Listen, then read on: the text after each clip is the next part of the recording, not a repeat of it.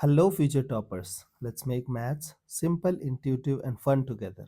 So, we got wholesome new session in which we will understand the concept of telescopic series. Now, what will happen in this kind of situations? So, like you will have certain kind of situations in which you have to initiate the chain reaction. Chain reaction means you will have so many things till infinity, and you have to manipulate your question in such a way so that you can start neutralizing things. Like, suppose you have this question, the sum 1 by 1 into 2 plus 1 by 2 into 3 plus 1 by 3 into 4 dot dot dot till infinity. Now you have to solve this question. Okay, so look at the approach how we will try to solve this question. So you know that it is not APGP, HP, AGP, correct? So what we will do, first we will try to write down formula for nth term. So suppose that I'm talking to Tn. Okay, so in Tn, look at this. In numerator there will be 1 always. Now focus on denominator part. 1, 2, 3, 4. Okay, so it's an AP. So you know that if you want to write down like formula for nth term in AP, it is dn plus minus something, correct? Now what is the common difference? Common difference is 1, so it is n. Now the first value of n will be what? 1. So what you will do with 1 to make it 1? It is already 1, so you will not do anything else.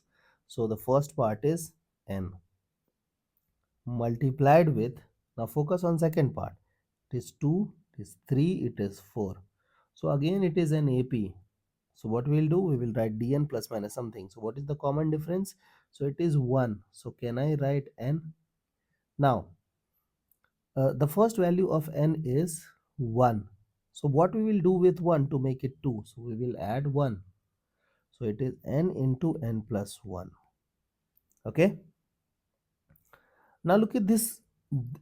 If you will observe this question, it is something by something into something. Okay, so in denominator you have something into something, means you have things in product. So have you ever seen these kind of situations? Yes, we have seen. It is like subtraction, okay, addition, these kind of things. And we used to solve these questions by converting our question into subtraction. Like, what we will do, we will write denominator as it is n into n plus 1, and on numerator what I will be writing, I'll be writing big minus small. And if you'll observe, the bigger part is n plus 1, so n plus 1 minus n will become 1. So it is totally fine to do so. So big is what? N plus 1 minus n upon n into n plus 1. Now you can split your question into two parts, that is 1 by n minus 1 by n plus 1. Now you have converted your question, you have simplified your question. Now look at this, how you will manipulate things. So what I will do, n will start from 1 and it will go till suppose it is 100 terms. Suppose I can go with n term, I can go with infinite terms, but suppose it is 100. Okay, so if it is 100, what I will be doing, look at this, 1 minus 1 by n plus 1. So if you will open this bracket, you will be writing 1 minus 1 by 2. This is the first part.